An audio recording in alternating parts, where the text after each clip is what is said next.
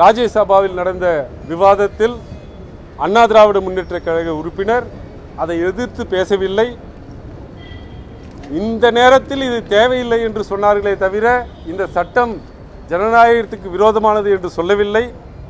தேர்தல் ஆணையம் எப்போதுமே தன்னிச்சையாக தான் செயல்படும் என்று பேசியுள்ளார்கள்.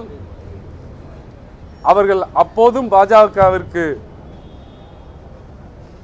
அடிபணிந்து அந்த கருத்தை சொல்லி அந்த சட்டம் நிறைவேறுவதற்கு உறுதுணையாக இருந்தார்கள்.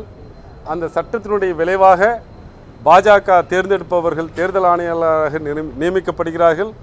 அப்படி நியமிக்கப்பட்ட தேர்தல் ஆணையம் இன்றைக்கு மக்களுடைய வாக்குரிமையை பறிக்கும் வகையில் இந்த எஸ்ஐஆரை நடத்துகிறார்கள். தேர்தல் ஆணையம் ஒரு நிலையான பட்டியலை, முழுமையான பட்டியலை, நேர்மையான பட்டியலை தயாரிக்க வேண்டும் என்பதுதான் எங்களுடைய எண்ணம். இப்போது நீங்கள் பார்த்தீர்கள் என்றால் அஸ்ஸாமில் எஸ்ஐஆரை கொண்டு வந்திருக்கிறார்கள். அந்த எஸ்ஐஆரில் கணக்கீட்டு படிவத்தை பூர்த்தி செய்து தர வேண்டாம்.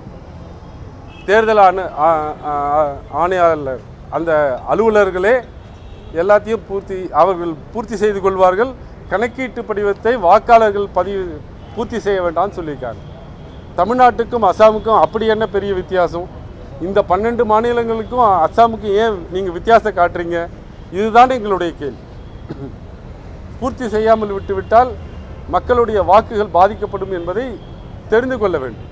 எனவே பாஜகவினரும் அதிமுகவும் திராவிட முன்னேற்ற கழகத்தின் மேல் சொல்லப்படும் குற்றச்சாட்டுகள் அனைத்தும் பொய்யானவை, மக்களை திசை திருப்பக்கூடிய வகையிலே இருக்கின்றன. எப்போதுமே ஒரு முழுமையான நேர்மையான வாக்காளர் பட்டியல் வேண்டும் என்பதைத்தான் திராவிட முன்னேற்ற கழகம் வலியுறுத்தி வந்திருக்கிறது. நீதிமன்றத்திற்கும் சென்றிருக்கிறது. முறையற்ற முறையில் செய்யக்கூடிய இந்த எஸ்ஐஆரை தான் திராவிட முன்னேற்ற கழகம் எதிர்க்கிறது என்பதை தெரிவித்துக் கொள்கிறேன்.